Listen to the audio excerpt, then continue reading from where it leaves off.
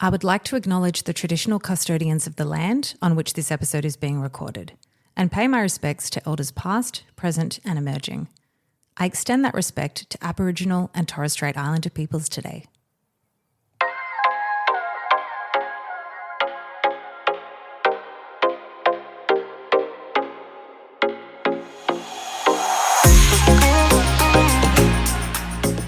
Welcome to Can I Get a Refill, the podcast that offers a nurturing and inspirational space for honest and open discussions around career aspirations, wealth creation, motherhood, healthy relationships with others and the self, as well as an emphasis on physical, mental, and spiritual well-being.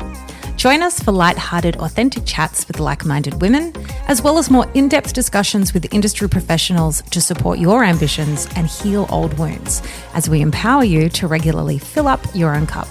I'm your host, Steph Bruno-Newton, singer, writer, recovering people pleaser, first-time podcast host, and soon-to-be first-time mum. Thank you for pressing play today, and now let's get into the episode.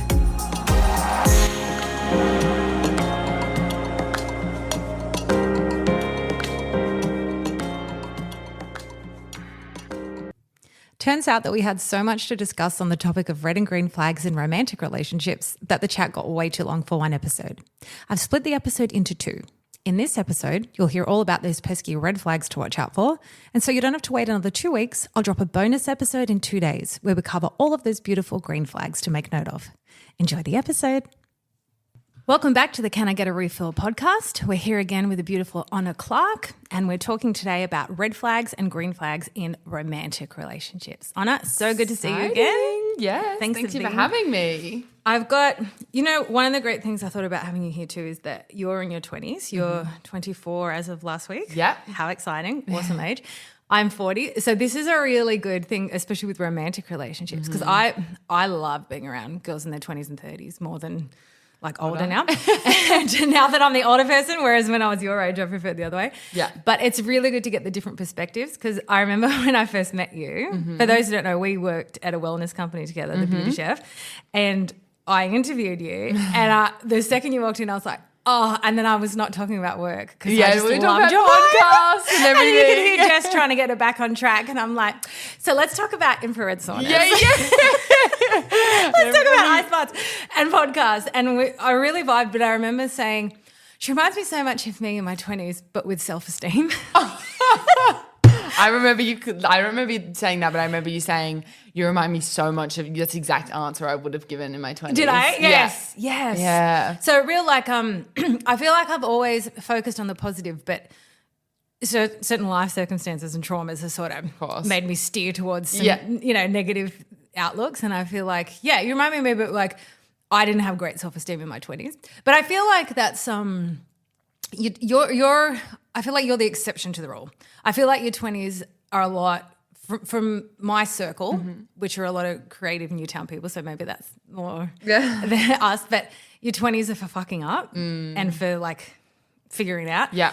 But your 30s are for learning the lessons and developing that real sense of self. Yeah. And I think your 40s are for like sitting back and passing on the wisdom. Yeah. And just appreciating it. Yeah. Which is one of the reasons why I want to do this, and I hope we get a younger audience, because I feel like if I was 24, some of these words would be super, super for sure useful and helpful to me. Because look, this is going to be light, but I've had a domestic violent relationship. I've had a, sleazy gaslighting asshole relationship, and I'm in the best place now with the most beautiful husband. And we've been together 9 years this year. But it's good to hear all the different perspectives. And I think had I heard certain things from women in their 40s when I was younger, maybe I would have made different choices. And I feel like you're so like, you were like, you met Alan later on in your life and you're like, it's all like, you'll be all right. It's all good. Because now there's so much stress about it. Oh my God, what am I going to do? Do you know when I'm going to quote Louise Hay, but she's like, she had like a domestic violent relationship, and the onus is always on the perpetrator of violence, but she also said a really poignant thing that always sticks in my head, that now that I have so much self-worth, I am not even on the radar of these men. And I think I was like a deer in the headlights, like I really didn't love myself, and I didn't know how to take care of myself. So, you're on the radar of people that want prey. Of course. You know, if the fault is always theirs. Yeah. But they wouldn't dare come near me now. Yeah. Do you know Oh what my I mean? God. Like, Can you imagine? wouldn't dare. So no, it's a really interesting point. So we'll get to that in later episodes. But we're going to talk about. Let's start with red flags. Yeah, we'll end with green. And we can do other episodes on like friendships and workplaces and family and stuff, but we'll start with the romantic relationships. Okay, so this one's super important to me, especially knowing my history with dating. When they fall for you as you are, then try to change you once you're in the relationship. So myself and my best friend Chantel, when we were growing up, we were real loud, creative, social butterflies, and I feel like we had similar men who they're attracted to that, like a moth to a flame, and then they feel so insecure that someone else is going to like it that then they try to change everything about you, make you dress different, act different. Dim your light. They dim your light. And anyone can do that. Family can do that. Work can do that. But you know when I like to relate to celebrities a lot, but Liam Hemsworth and Miley Cyrus, I didn't know a lot about Miley Cyrus years ago, and I think I probably would have seen things and thought, they probably weren't suited, or maybe she was a bit, she's a bit manic, too out there. A bit too out there, which I hate that phrase because I can be really out there. And then I saw this clip literally just a few weeks or a couple of months ago when they're on the red carpet. Oh my God. For like a Marvel thing, obviously, and for his he's brother. like, stop. Do you know the words he said? Oh, my skin is crawling. No, I don't know what And I'm not saying he's a bad person. No, but this is the most fucked up line to say to a confident woman. It doesn't just be normal. For once, can you just behave yourself? Oh, do you know how many times I've been told that? And not just romantic relationships. I've had family. Really? Say into my 40s, can you just for once do as you're told? Oh, listen. Yuck. Fuck off. That's disgusting. Oh, it's awful. Like, but no one says that to men. Not that I see it. I just think like, people want women to be this cookie cutter. Yes. Yeah, fit into a box. Insecure people want women to be like that. Yeah. Do not go out with Miley Cyrus where her brand is to be overtly sexual, overtly confident. And you know what she did? She pushed him right off her and then stood and did. I could watch that on repeat all day. Honestly. Like, good on her. Yeah. And when she recently won at the Grammys for the song that was about that, Yeah. Flowers, which I never loved the song at first, but I loved the lyrics. When I was in high school, we had a teacher who used to play that song, I Am Woman, Hear Me Roar.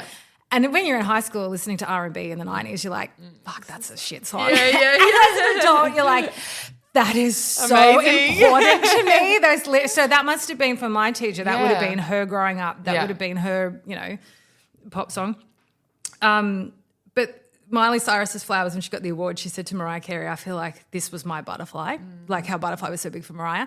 You could see that song meant so much to her. And I remember seeing Diane Keaton. Do you know Diane Keaton? You're young. She was like, she's in her 70s now, I would say. So she was a big actress years ago and she's never gotten married. And people always ask her in interviews, how come you've never gotten married? And she goes, oh, no one asked. Simple. Like, why does she have to explain the fact that no one's proposed to her? Yeah. Do you know what I mean? Like, the onus is on her. Like, she did it as a choice. Yeah. Like, why are you like this? Why are you this old and not And it was having... a man. Yeah, it was of Mario course. Lopez who asked her. But so she was dancing around to Flowers and she was like, thank you, Miley, and dancing in her living room to the song. What a liberating song. And when she performed at the Grammys and won Best Song, Best Record, I think, one of them. Yeah. Like, that's so important. So empowering. So that's a really important one to me. The second you feel a man, or a man listening with a woman, the second you feel that they're trying to change who you are, the basis of your personality, run. Yeah. Run, or talk to them about it. Yeah. Whatever floats your boat. Yeah. But that's not love. No. I'll relate some of these back to Alan. We'll get to it soon. But he, not for 1 second of one day has he ever thought she's being too much. And, any loud woman will hate the phrase too much. Like, we get it a lot. So, yeah, that's very important. This is sort of in line with one that you were talking about. It's when they call you frequently when you're out with your friends. I think of Beyonce and Gaga's telephone song. Oh, yeah. They know where you are. They know you're with girlfriends. They know you're having dinner. Yeah. What the fuck are you ringing? Yeah, why are you hassling? It's possession. Yeah. And I know people older, like boomers, who are, oh, where are you? When are you coming home? Like, that's so unsexy. Don't you think? Yeah, it's the same kind of, as I was saying, like with these locations, everyone has each other's locations now. Yeah, and it'll relate to it. Well, I just feel like I have my siblings' location, yeah, which like I don't really use that much. It's mainly just like, have they left the house yet? Are they coming? Yep. But I just find, I don't know, it's a bit weird. Like it creeps me out when it's like friends know each other's location and they know where they are or what are you doing, and like I know that my siblings probably look at mine like quite often, or my parents. But I don't know, it's just like you don't have any like agency. It triggers me a little bit. I feel like relationships, like I could never imagine having my partners. Well, I've had really, like strict family members and very possessive partners. So that really makes me feel triggered. And I think what triggers me most is a threat to my independence or a threat to my freedom, which is why Alan and I work so well because and I'm not saying there's not teething process in the beginning. I will actually put up my hand and say I was a bit possessive of him when we first got together, and then once you live together, you get to know each other. I think there's always a 6-month teething process because he's not a real communicator, and so I'll be all up in my head overthinking. Oh, he's checking out. He's not interested, so I'll go a bit manic. But I don't do that now because we know each other now. Yeah, of course, you know how to work. Yeah, I feel a bit triggered by that. I think that's a bit but I don't want to judge people who do it because I guess there's benefits where it can be useful because if they're driving and can't call you, you know how far they are so you can get ready. I like it when you've got little kids just in terms of if you're working and you're in a meeting, you can see, okay, they're on the school bus, they're on their way home, they're not kidnapped. It's just like everyone's so available to everyone nowadays. Like we were on Sunday, we went to Fred again, the concert. And it was like these young girls. Half of the country. I only just found out who he is. Oh my God, what? Me and Lee at work both admit that. I'm like, oh my God. I'm in the music industry. I love him. But then I heard the songs and I'm like, yeah, I know the music. But like there's these young girls who are there and they're all standing around, they're all hovering around, they all have each other's Snapchat locations and they're trying to find where you are. And you're just like, you used to be like left of the stage. You were there. That's what Lou was saying at work the other day. She's like, someone was like, how do you find it? And she's like, left of the stage. Yeah. Like, just come in. Or, you just, and they all just huddling together and then it's just like, everyone's just on their phones. They're just filming it the whole time. Which You're missing out on something, which is, I think, why I love holidays so much, especially if you've got no roaming. No one can reach me. And like, I remember my last trip to New York with Alan, I'm like, no one can reach me unless I go into Starbucks and get Wi-Fi, and I love it. It's so nice. But the tracking thing, do you watch Black Mirror? Yeah. It reminds me of, that's a Black Mirror content thing because it's how far is too far, isn't it? It's like, because then you're just going to watch all the time. Like, yeah, you just know, like, what are you doing there? Because I said that once to Alan. I just like, because I mentioned, some of the girls mentioned they had it, and I was like, he works crazy hours, like weird because he runs his own business and he could be out, visiting a gym at 2 a.m. and I go to bed at a certain hour that I don't put my phone on flight mode if he's out because I feel like just in case there's an emergency, touch wood. And then and I'm like, well, maybe, if something happens and I can't reach you, maybe we should do it just so I can see where you're at in case I have to tell the police. And Alan, who has no opinion on a lot of things, was like, absolutely not. No fucking way.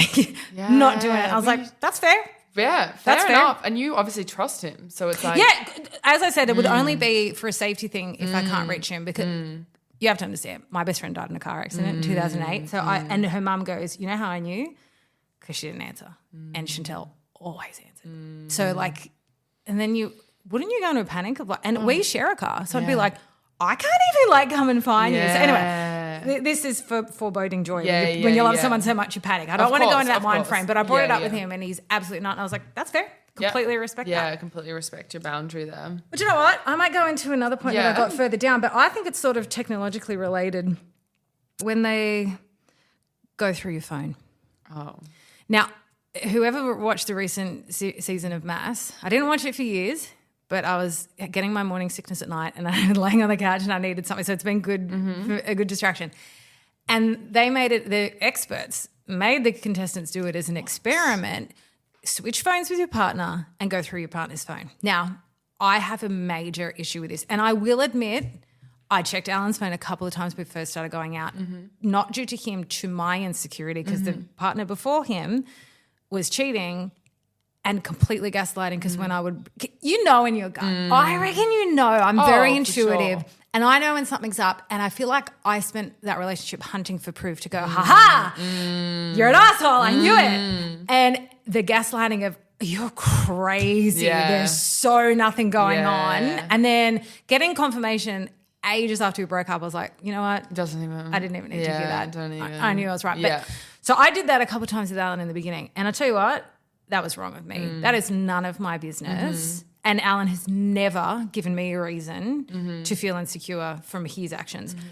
Now, I have a real issue because I had very dangerous partners in the violent one. It starts somewhere, and it doesn't start with violence, but it starts with some sort of controlling, coercive behaviour. And he would always go through my phone. Now, I'll tell you, I was 23. I will tell you now that I did end up being unfaithful with him, but not in the beginning and not when he was checking the phone. I was fucking miserable. And that was not the right thing I did, but I'm not going to apologise for something that a very broken 23-year-old did, you know? No.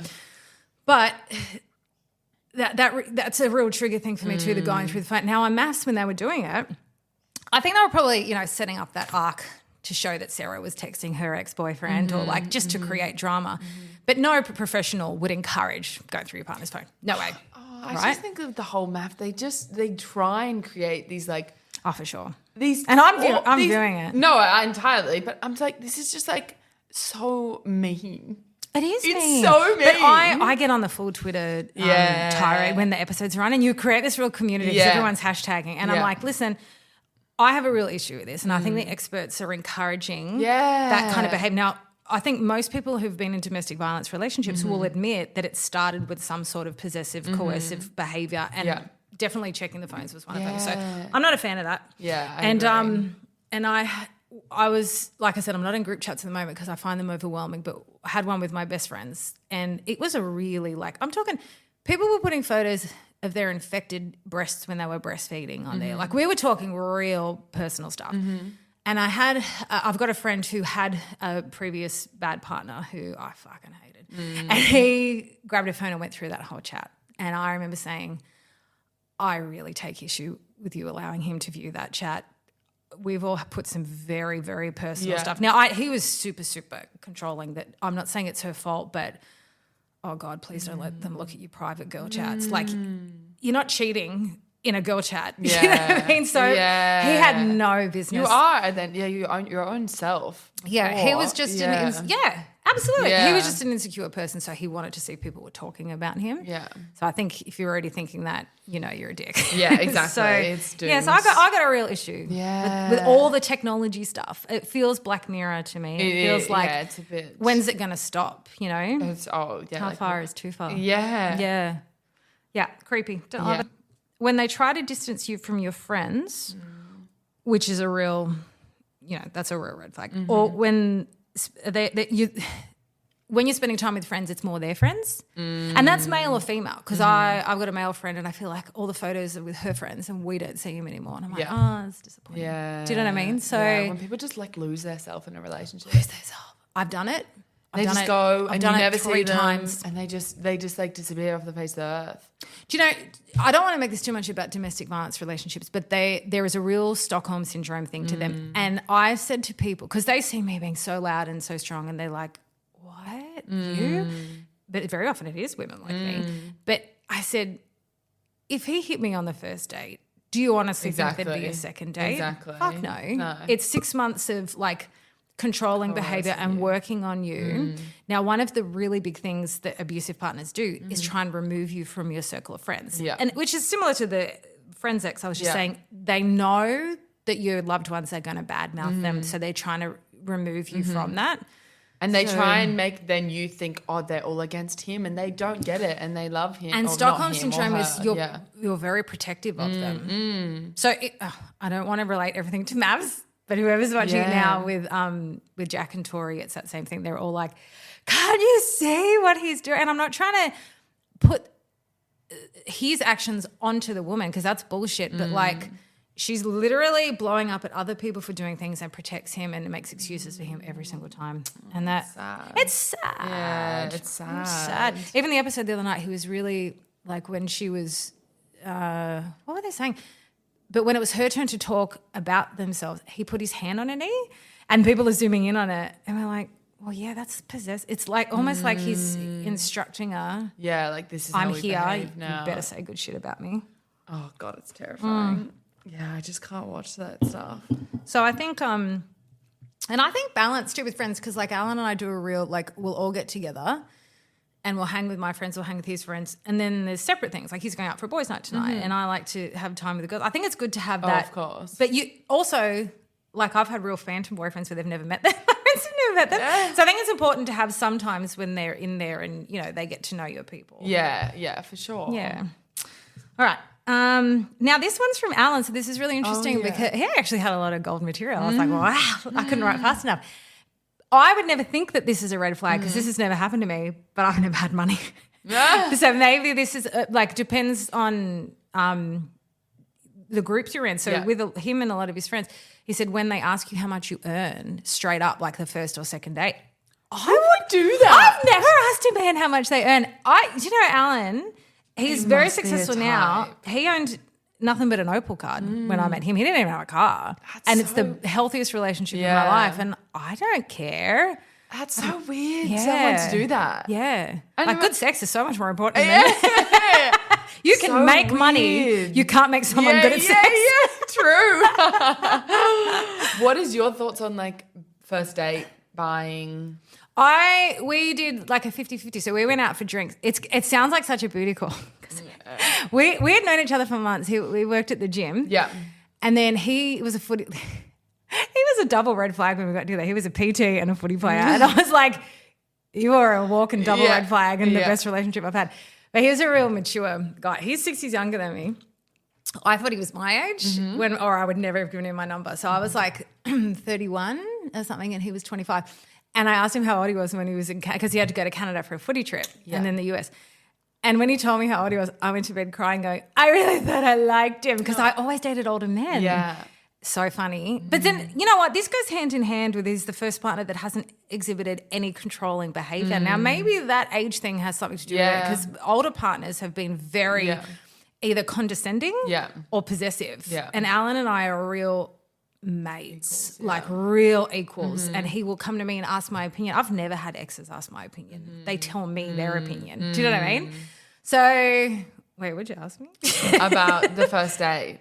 So he was coming back from Canada when we had to do our first date and he was all jet lagged and then he had a shift at the gym and didn't finish till 10. Yeah. So he came to pick me up. We went out for drinks at 11 p.m, which sounds full booty call. And I lived with my parents and he was picking me up from there. It really sounds like a booty call, but it was just that his shift finished that late. So we went to Newtown. What's the name of it? Earl's Duke Joint. And it looks like a butcher at the front, like an old school 50s butcher with like lace curtains and it says butcher and there's a security guard. It's such a cool little bar. So we didn't have dinner. We did drinks. Yeah. He bought one round. I bought one round. So I don't care about that. Yeah. I don't have you must shout on the first date. Yeah. If they kept their wallet in their pocket the whole time and I was shouting, you'd be turned off. Yeah. Yeah. But I have no requirements. So I think most of the dates I've been on have been like a 50-50 or I've at least offered, even if they've said no, put it away. I'm certainly good. There was an episode of Seinfeld once where George Costanza, who's really tight, but he's like, I at least want the offer. Yeah. Please let me pay for it. Not just, you know what I mean? Like, and Alan wasn't like wealthy. He was a PT for fuck's sake, like doing casual shifts. So what's your take on that? I'm a bit more traditional in that sense. Are you? You like them to pay? I would like them to pay. I would offer, but if they accepted it, I would be a bit like, oh. Really? Yeah. Okay, that's interesting. I just feel like if you've asked me on a date, yes, you were asking me out. I think that's the thing. I think Alan and I, it was more mutual. Yeah, let's catch up for drinks when you're back. But but even that, I would still. Okay. I would probably pay for like the third drink. Yes, I think it was the third drink. Yeah, or the third or the fourth or something like that, and I would get it if they were like, we went to another bar. No, he was definitely offering. I jumped in going, I got this one. Plus, I was 6 years older too. I think that's what the difference is because I dated this guy once that was 17 years older than me from Melbourne, had 3 kids. But what I did like about him was that he really booked he came up to Sydney for the first time and every other time I went down to Melbourne, but he really booked a whole weekend, booked, let's meet at this bar, booked a restaurant, booked the hotel. He really took charge and I loved that. I think that's why when I was young, I loved dating older men when I was young because I loved them taking control. Yeah. taking control in like dictating this is where we're going to go. Yeah, puts effort in. Oh, and then I've booked here and we'll I go loved here. it. It's like, loved this it. is I was nice. very romanced. Yeah. I was like 28. Yeah. What's that? Plus 17, whatever he was. Yeah. Loved it.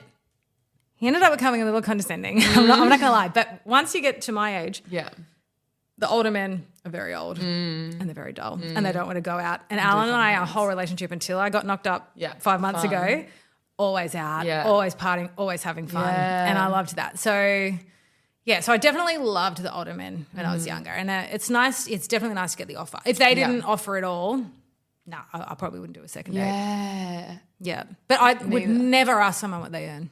No, never. Never. But and the same if they asked me, I would be like so offended. I saw this funny reel. I sent it to Jess the other day where it's this girl standing on the front of a yacht and it's like secretly waiting for my partner to tell me he's a secret millionaire, but he wanted to test me to see that it was true love. I sent it to Jess and Alan and I was like, any day now. Any day. You know you can trust me now. I fell in love with you when you had nothing.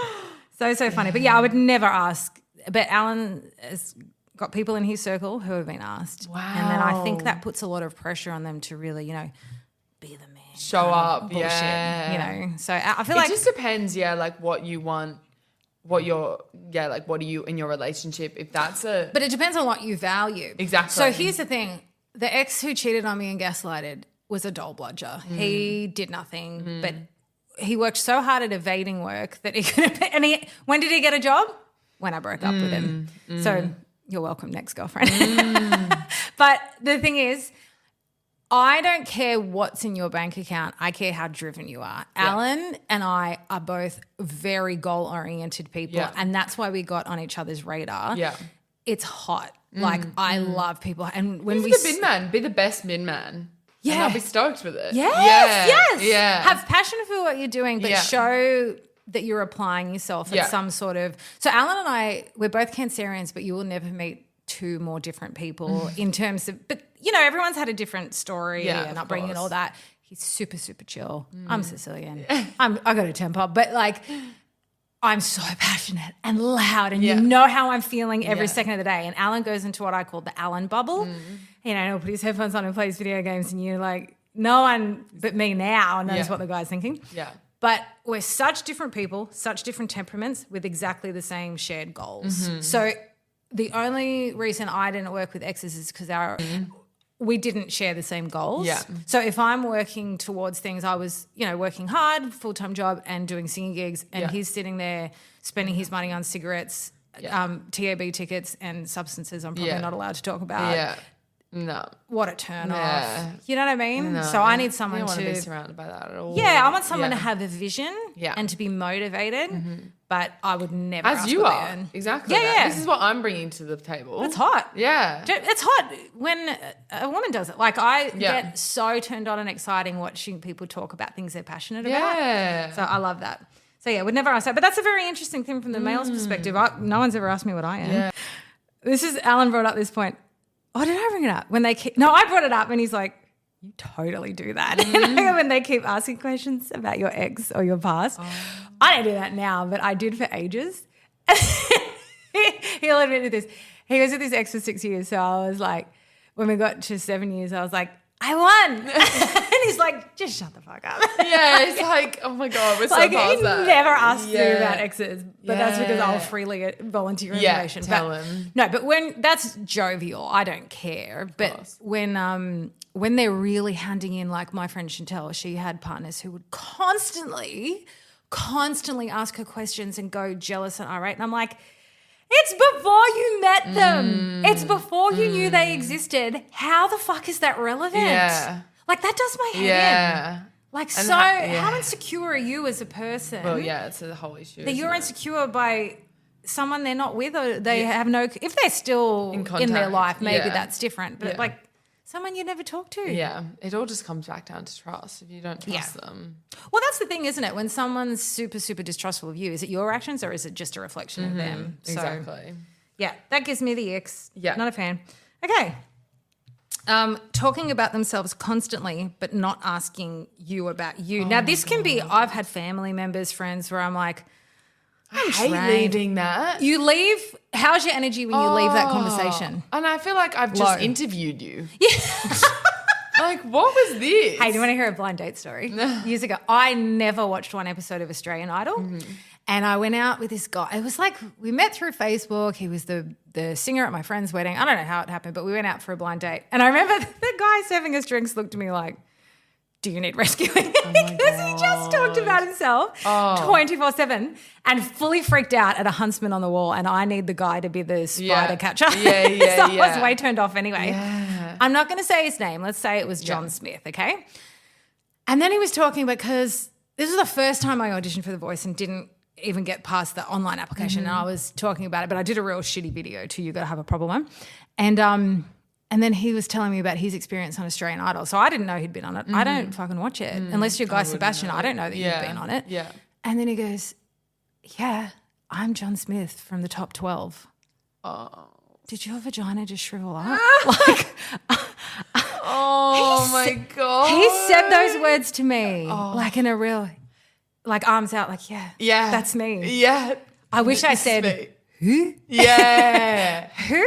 Sometimes you're just like shocked by the things people say. And you're like, oh my God, what? I need it to be out of here now. It's real narcissism, isn't it? But it's that real obvious narcissism like Kanye and Trump. Like it's really. Yeah. You're so lucky I'm even in your Yes, vicinity. but you know what I think? I think they don't think that. I think they don't think they're worthy. So they really, because I'm put up. Look, I'm really bad-mouthing exes. I will say this, like about that cheating one. There's obviously good qualities. I was obviously in the relationships for some reason. Yeah. And there was times when like I was stranded with my tire busted or something. I wouldn't have a fucking clue how to change a tire. Yeah. And him and his dad were there in 10 minutes changing my tire. And I thought, that's kind. Like he was big on the grand gestures, but that was kind. I think with him, I don't blame him for his behaviour. I think because his parents used to constantly talk him up, and they were divorced parents, and it was like they were competing with who can build you up more. I think he got built up, single child too, only child, built up so much to be this person that when he went out in the world and other people didn't treat him how his parents did, it was a shock to the system. Yeah. So I don't want to do that with my kid. I want to keep it real. Yeah. You know what I mean? Like don't compliment too much. Nurture. Yeah. Yeah. And I think he probably felt some insecurity. He wasn't a bad person. I just think he felt some insecurities and really constantly felt the need to talk himself up. Yeah. I was at a singing gig once and he was so drunk and like threatening to bash the cab driver on the way in, and it was probably my worst performance ever. And it was in a club in Paddington, and I remember someone had a sanitary pad on the wall. Like, and even that, I'm like, it's just a reflection of how shit this night's going. Yeah. And I was panicking in the toilet before singing. And I used to do like real late night King's Cross gigs, and I would never get nervous for those gigs because they were fun. Like, it's so late night, all your friends are there, you're dressed up like Lady Gaga kind of thing. Oh, he just stressed me out so much. It was so awful. And my best friend said, he literally just said to us all at the bar, I'm the king of Bondi, because he grew up in Bondi. And like, that's embarrassing. But now I look back and I'm like, did he feel like he was lacking in some way? Yeah. That he had to talk himself up? And he had a lot of great qualities. I don't think. It's like the silent achiever. If you're stoked with yourself and you're happy, you're just, and then when your friend, like if your friend does something else, you're actually generally happy for them. Yeah. Whereas if they tell you and then you freak out and it's about you and then you like throw it back in them, it's like you're obviously not happy and something's going on in your life. Yeah, I think the people who really feel good about themselves don't feel the need to point out what they've done. And I'm not saying don't celebrate your successes. No. Fucking celebrate those successes. Yeah. But like constantly reminding people of how good you are, it's very draining to the other person. Yeah. And I've had a lot of chats with people, and not just dates. Like I said, there's other people where they ring and be like, this has happened to me and this happened. Anyway, I have to go. And I'm like, yeah, so I'm great. Yeah. Thanks for asking. Yeah. I'm doing this weekend. Yeah. Like, draining. Yeah. But like, it depends on the time. Like I've got one best friend who she's always very present, but then the last catch up, she had more shit going on. So we talked more about her and she's apologizing. I said, you don't have to apologize. I was asking questions about you because let's focus on that. But if it's that repetitive every single time, you know, when you can work with people like this, I know I have, like, they're not talking to you, they're talking at you. And then when you're talking, you see their eyes glaze over. They're not listening. They're thinking what they're going to say when you stop talking. It's draining. Yeah. But maybe sometimes, someone brought up the other day, maybe they're not aware of it. Maybe actually someone at work said sometimes it's an ADHD thing. Yeah. So sometimes it's like good to sort of make them aware of it and go, hey, this is my theory for all issues in relationships. Yeah. You point out and go, hey, when you do this, this is how I feel. So is it possible that you can ask me more questions about myself? And, maybe they're just not aware of it. Yeah. Some people aren't self-aware. Yeah, for sure. So, yeah. But it is draining if no one's ever asking about you, because then it's a one-sided friendship or a relationship, and then you go home and you think, what am I getting out of this? Yeah, your cup's not full. Your cup's not full. Yeah. And that's what we're talking about. Absolutely. Cutting you off, not letting you have a voice. Now, I know this is a romantic relationship because I was thinking about Sarah on Maths when she did that with poor Tim. It's gross when people do that. Like, say someone goes, and I talk a lot more than Alan, but like when you cut them off when they're about to say something, or someone asks them a question and you jump in to answer for them. This isn't a romantic relationship specifically, but I really have to bring this up because it just missed me. I used to work at gyms. I used to be club manager of a gym, and then I moved to one closer to home. Lasted 2 weeks because the owner, literally as I'm talking, he did this and put his hand up in my face, which happened on Sex and the City. Miranda's she was I remember that episode. A lawyer, and he put the hand up in the face. Yeah. Are you fucking kidding me? Ugh.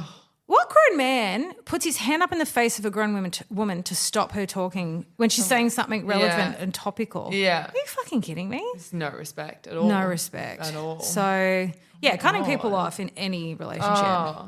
Right? Yeah. Yeah, not a fan. When they flirt with your friends. Overly flirting. I'm a flirty girl and I'm friendly, but when it's like making you uncomfortable. I've had one ex do that and it would make me uncomfortable. Of course. Have you ever had that?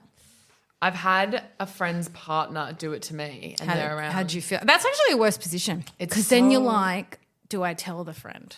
Yeah, I didn't tell, which I don't, Did they break up? No. They're still together. And every time I see him, like hand on your bum and stuff. That's weird. No, there's flirting and then that's like broaching your personal space. Weird. That's not cool. And don't you think like that's completely his fault, but don't you think, did she not notice that? I don't think so. I'd lose my shit at that. Yeah. I don't like that at all. Yeah. But then some people are like, maybe I just feel threatened by stuff like that. Like some people are like, oh, that's how he is, that's who he is. But or some people know it's like, maybe they're really secure in their relationship and she's like, he can do that and it's not an issue to me. But it's definitely an issue for me. Oh my God. I would be like, sorry? Like, that's a deal breaker. Yeah. You got to work out your deal breakers in relationships. And I want them to like my friends and be friendly, but not act like you want to fuck them. Yeah, because then it's the whole thing about like liking Instagrams and people get like, if you like girls Instagrams. Yes, and I had an ex do that. Alan's only got a business page, so it doesn't happen. But yeah, I find it off-putting. Mind you, I do like a lot of Michael B. Jordan photos on. I'm pretty open about that. I'm only human. And then on the other spectrum, when they're rude or mean to your friends or family, it puts you in such an awkward position. You're so uncomfortable. I feel like the worst position a woman can be in is to be apologetic for her partner's behaviour. Again, Maths, Jack and Tori, I feel like, that's not fair that she's got to answer for his behaviour. But I think it gets to a point when it goes on and on and on. They're like, are you just condoning it? Are you enabling? Yeah. Do you know what I mean? Yeah. Have you ever had anyone be rude to your family or friends? No. That's lucky. No, I haven't, which is lucky. But I just feel like my family are such an important part of my life. Your family seems really cool. If that was anything like that, it's a deal breaker it would for you. all cut like straight off. And our family would be very open and letting me know as well. Same. We're very open communicators. Yeah. I think I've been like that with one of my brother's exes, but she was literally stealing shit from my room. Come on. Yeah. Do you know what I mean? But my brother's wife, I adore her. We get on so good. Like I probably talk with her more because we're both born in the same year. I just think we've got really similar interests. And now that I'm pregnant, there's a lot more to talk about because she's got 2 kids. Yeah. But it's a real deal breaker, isn't it? Because I think if it's happening when you're dating, mate, how's your married life? Exactly. With kids, they're only going to get Yeah. It's only going to get worse. It's only going to get more stressful, and then you're just critiquing more and Oh, you know what I didn't put on the list? But it's when they really escalate when they drink. You know how like there's this great line in a Reese Witherspoon movie where she goes, "No, I don't want to drink because I'm in a bad mood." But she's like, "My dad always taught me, don't drink to feel better, drink to feel even better." So you know when you're in high vibe with your girls, oh my God, you feel so good when you have a few drinks. But if you're drinking to fill a hole. Oh, it's never going to Oh end my well. God, It's the never anxiety gonna the end well. next day Or it's you never black gonna end well. out because you get too, Awful. it's just awful. You call Because you're using it someone. as a medicine to fix something. So if they're worse, like I was saying with my ex, if they're worse when they drink, that's a real red flag, isn't it? Like they can be a real nice person sober and then turn into a real nasty, like snake type personality, saying really mean things when they're drunk. Yeah, That's like such a red flag. nasty things. Yeah. That's a real red flag. I don't even know how you broach that. Good luck if You'd that's leave. You have to. You have to. Do you know? Did you watch Sex and the City much? I know it's a different gen because Love I was Sex and watching the it City. like 24 years ago when you I were born. loved it. So I watched it all. it carries on, doesn't it? But Samantha, I don't think I appreciated Samantha enough. Yeah. Miranda was my favourite for years. Actually, 'cause Really? it's funny because a lot of girls didn't like her. We all liked Carrie, and then as I got older, I'm like, She's so annoying. Carrie's a bad friend. She's so annoying. She just Miranda talks about herself. was such a confident, good friend. Like she could get a bit of a ball breaker, but like she was the better friend. But Samantha was very astute in a lot of things and had a lot of confidence. Yeah. And you know, like years ago, there would be slut shaming about her. Mind you, everyone I dated always would watch it and love Samantha. They thought she was hilarious. And every time I'm watching it on my phone when I'm like, say you're just doing housework and then her sex scenes come up, I'm like, oh, the neighbours think I'm watching porn again. And that's like you can't skip on Foxtel. Yeah. But when she said to I hated when Carrie dated Berger, that writer, who was such a flop. wet blanket. Oh my like God. what a flop. Oh my God. She had some duds, but he was my my most hated because she just look at her face and her body language, how she just slumped. And Samantha's like, you know what I think? Don't do this. And then like with the sad face. And then she's like, a testament of a good relationship is when you're like this and smiling. And the others are like, that's a testament of a good relationship? And she's like, yeah. And I'm like, Yeah. Like, how simple is it? Simple. And I'm talking friendships, workplaces, family relationships, romantic partners especially. How is your energy after you've spent time with them? Yeah. You should be lifting people up. They should be adding to your life, not detracting. And I just think it's that black and white. Yeah. And I'm not saying break up with someone, they do one thing wrong, you're gone. No. So my theory with all relationships is when they're doing something that makes you feel shit, sit down and talk about it and say, hey, you know, I said it before, when you do this is how I feel. Then if they do it a second time, you can bring it up again. Once that keeps repeating, I remove myself from the conversation situation. Yeah. If it carries on and on and on, I remove myself from the relationship. Yeah. And people have accused me from being cold and callous. And I'm talking any relationship. I'm sorry, I'm drowning. Yeah. It is the white flag of this is making me feel akin to a really bad hangover because it's draining my energy and I'm low. When I spend time with my girlfriends or with Alan, I am so lifted. But when I spent time with exes who were abusive emotionally or my energy was terrible. And you know what's funny? I don't like looking at old photos of myself in my 20s at all. I loved my childhood. I loved my teens. I loved my 30s and I love now. I didn't like my 20s. And when I look back at photos of myself, I hate it and I cringe. And people share photos because that's when you didn't need Botox and looked really good. I didn't look good. And it was the energy. I was very low and I had low self-esteem and I looked shit because I felt shit. Yeah. So I think it radiates throughout. I think it is that black and white. Yeah. I think if you're feeling shit, take a breather. But it's very hard to see it when you're in it. And when I have this mad thing I do where it sounds woo-woo, but like when you share a bed with someone, I had this singing teacher that did this thing to me and I'm like, I'm trying to get over this ex. She put her hand on my head. She was very religious and she's like, I cut the soul ties between Stephanie and whoever it was. So I do this thing and I did this once with an ex and he called me the next day and said, it feels like a bond's been broken. And we'd broken up.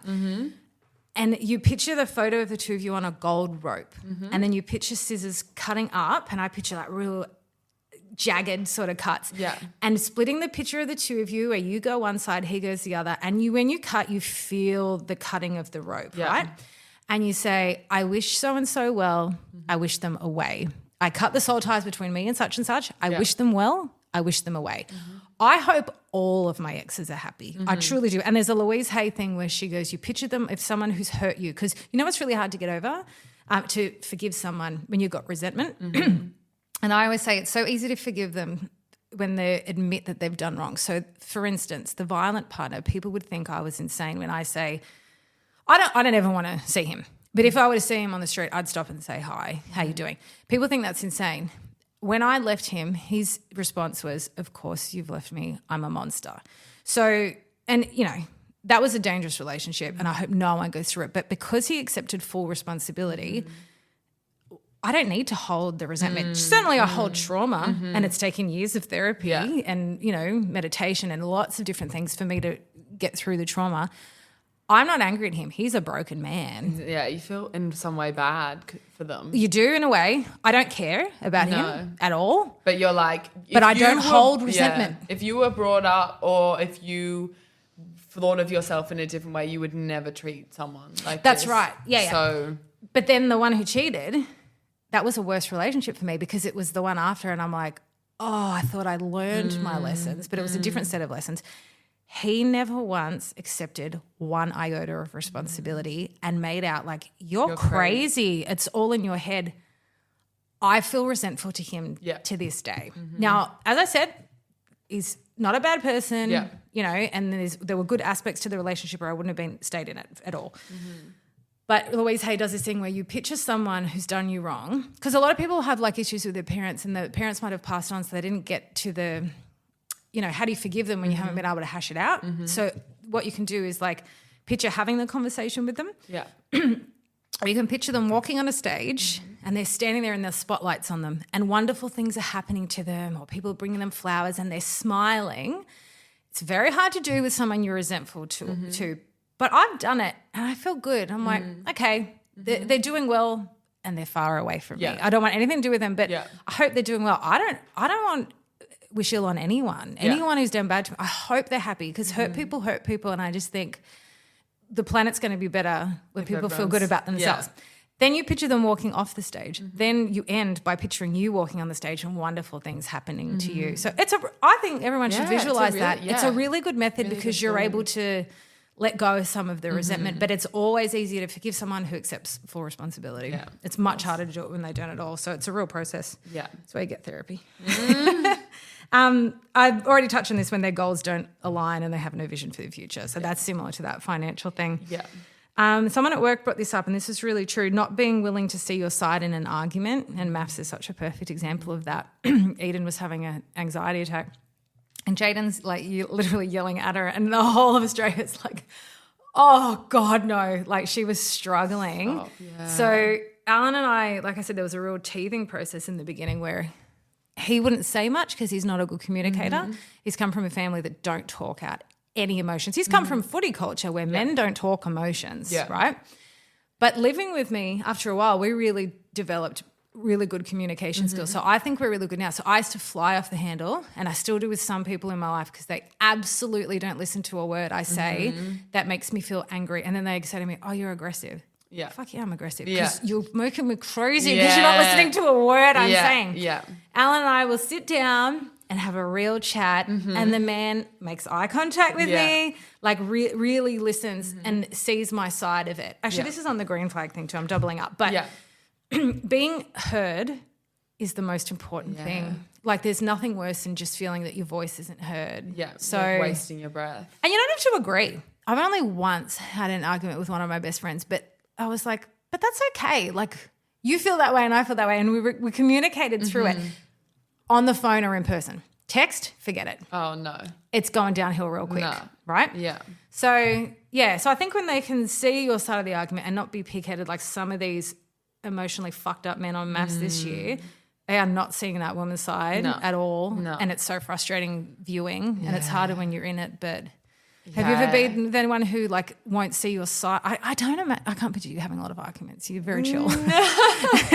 No, not really like arguments like that. I feel like in like friendships or with family it can be difficult. Like like my mum and I are like quite different in that way, and she's quite like stubborn. But they're also very different generations. So Yeah. I think it's always harder. But it's parents with kids, it's different too, because they're always going to hold some sort of, they want you to be a certain way, and you're always going to crave their approval. Of course. So it feels really different to a romantic relationship where you're probably more equals. Yeah. Yeah. Yeah. It's They've got a leg up, your parents, because of the age. And they're also yeah. like, they're the way they are, and they're probably not going to change. So you even trying. They don't.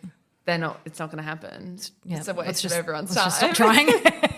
Everyone I talk to is in the same boat. Yeah. Let's just stop trying. Yeah. Let's we're save just that gonna energy. do it this way, and they're going to do it that way, and that's just how it is, I guess. But I think, you know what I always say, we'll talk about this with families, but I always say, like, you also didn't choose them. So, like, with your friends, you would go up to them on the playground and pick friends that's aligned with your thing. You might have nothing in common with your family. So I think there's always going to be more arguments in families because you're with people that are really different personalities with really different interests, whereas you can pick your partner and you can pick your friends to suit your vibe. Yeah. So I think you're always going to have more issues with families. But if you're having constant arguments with a romantic partner, like, no, you just want to be I think having that's a big fun red and flag. laughing Yeah. and doing like nice things. Just arguing and nitpicking is just like, I went back to a therapist recently. I haven't been for about 2.5 years, and I like to go maybe once a year as a touch-up. I know the answers to things, but it helps to have a person who doesn't know you, doesn't give a fuck about you, not even validates, but you're talking it out and there's no emotion attached, you know?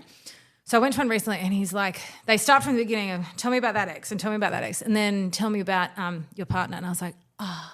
And I'm like, it's the first time. And they're like, oh, that's lovely. You know, where I'm like, and they go, describe your relationship. And I was talking about him being real chill. They're like, no, that's him. Describe your relationship. And I go, he's like, a psychic once called him the basket to my hot air balloon, where he's like, he's not pulling me down, but he's like the anchor when it's, you know, like he grounds you. yeah. And I go, it's very fun and it's very playful. And when I came home and sat down and described our relationship, he had really similar words. Oh, that's nice. So when we wake up, like the lazy guy sleeps until like 7:30. I'm up at like 5. So I will very often wake him up. Yeah. We wrestle. Like I had this friend I worked with once. He said, he's like a very large Saint Bernard, isn't he? Like he doesn't know his own strength and he picks things up and he knocks things over. Yeah. And he's so Playful. like and gentle, like a big gentle bear, like gentle and playful. And we laugh all the time. We dance in the living room. We cuddle. It's fun. Yeah. Every day, like that, you'll come across heaps of shit in life, but every day there's at least 5 minutes where it's fun. Yeah, exactly. And it's just, maybe that's why I was so scared to have kids, because it's always been such a fun, easy home. Yeah. Don't want you to come in and ruin this fun. But I think you got to have fun, like with your friends. You don't want friends who drain you. Like it's the same with a partner. You can pick them. Yeah, You know, exactly. so pick what makes you feel high vibe. Exactly. Pretty similar. Pretty simple. Scorekeeping. I'll put up my hand. I've actually done this a lot, and I find myself, if I catch myself doing it, I bite my tongue because I'm like, well, I did this for you. You know, Alan has never once score kept, but I have a friend who dates another friend, and she's like, she was telling me, and I was like, oh, that sounds like scorekeeping. She goes, we're big scorekeepers. Like it's really tit for tat, you know, but you did this to me and then that's why I did this. And oh my God, yeah. I've never really thought about that. I don't even know how to work around that. Like I think that's more going away and working as individuals, but I think scorekeeping is a bit dangerous in a relationship, isn't it? Because it's like you owe me something. Yes. Yes. Which is why I don't like accepting, not from Alan, but from like family or friends, like large gifts, because I'm like, but then do I feel like I owe them something. Yeah, it makes me feel really insecure. Yeah. So, but okay, I hate this one. I'm ending on, I've got a lot of red flags, but I'm ending on this. Yeah. Mama's boys. Now, I'm Italian. I've dated a lot of Greek and Italian boys. You're going to have a boy. A lot. That's not true. They don't know how to take care of themselves. Some. Let's not make it like a racial thing. I'm just saying when you come from cultures where the mums really fuss over the boys, and I'll say even in my house it was really like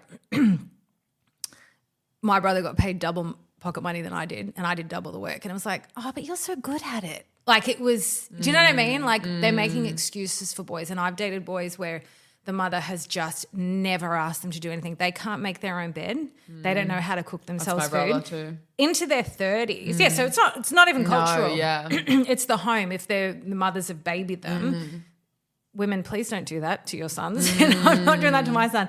That's a major turn Her off. mother did it. She's one of 5, all 4 are brother boys, and then just my mum. And her mum did it as well, like loved all the boys. Her dad loved her, like she was the favourite. And so it happens just, a lot. It's just it? repeated history, isn't it? Yeah. She just does the same to my brother. Like Alan's not like neat, but he moved out of home when he was 16 and he's the only partner I've had that's like that. So super self-sufficient. Yeah. And he's such a good cook. I let him do dinners, especially when I'm pregnant because I'm so tired weeknights. But he's really shit at making the bed. It's really messy. But yeah, guys who, you know what else I hate about mama's boys? If you're a guy and you're having an issue in your life and you go to you ring your mum before you ring your partner, I think that's a bit of a nail in the coffin for your relationship. Yeah. I think that's my personal opinion, but I think that's probably too close. Yeah, same. It's nice to be open communicators. I would hate that. If my partner called his mum first, I'd be like, what? Talk to me. Yeah. Mama's boys are tough. I just think they'll expect you then to slip in and take that role and take care of them. It's a real thing. I follow all these like female like feminist pages, and there was this woman, I think she was from India, and she was talking, she had some great insights. I should have looked it up. And then she's talking about her like you absolutely are disadvantaged as a woman in your career once you become a mother. 100%. 100%. Why do you think I've waited till 40 to get pregnant? 100%. You know, and then I used to complain, you don't even get your super paid, and now Albo brings it in and it kicks in next year, and I'm going on maternity leave this year. And then she's like, but then your husband, then he becomes like another teenager, and all the comments were like, I can't remember the husband's name, and they're like, sounds like he needs to step up and be a partner, not another child. Like she was saying it in a jovial way, like she was excusing him. I think it's really dangerous when you're enabling that behavior with them. You should expect them. And I said that to Alan, like he's such a great provider, so good with his work. But with house stuff, he waits for instruction. He's so helpful. You saw that text the other day where I was cleaning and he was in Melbourne. He's like, put that cleaning equipment down, leave it for me, I'll do it. Such a gem, but he waits for instruction. And I used to be the kind of girl that if I went to work first, I'd leave Post-its around, do this, do that.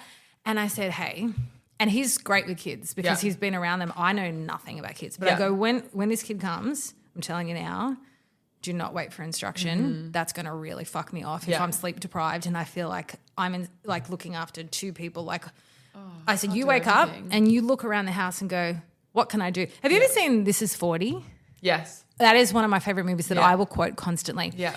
And it's in the morning and she's 40 and she's got 2 like grown up kids, and he's sitting there like a third kid eating cereal and his biking gear. He's just gone for a ride, or he's just about to go for a ride. Yeah. She's packing their lunches and she goes, is there something you could be doing to be helping me right now? Yeah. And do you know how many times I throw that line at Alan? He's like, Paul Rudd reminds me of Alan. He's like, yeah, what can I do? Like so willing to do it, but he waits for instruction. Yeah. So I said, wake up, look around this house and go, you know, can that plant be watered? Can this full, he comes home from Melbourne, the washing basket's overflowing. And I was like, fuck's sake. I go, empty it. I'm not picking it up when I'm pregnant. And he will 100% do it straight away, but he doesn't think. Yeah. He doesn't think to look at that. Yeah. Do you know what I mean? Like, with business, he will look for what needs doing. But with house stuff, he doesn't. But maybe that's my fault because maybe I've been in charge in the house for too long and delegated. I don't want to delegate. Do you know what I mean? Like, he has very few flaws. That's a very small flaw. But that sort of lines in with one of the green flags I would talk about. Be sure to come back to check out the bonus episode covering all the green flags, which will drop 2 days after this episode. Catch you then. There is no resource more valuable than time, and I thank you for spending your time with us today. Your voice is so important to us, and we would love to hear which topics you would like discussed in future episodes. Please reach out via Instagram at Can I Get a Refill podcast or in our private Facebook group to let us know.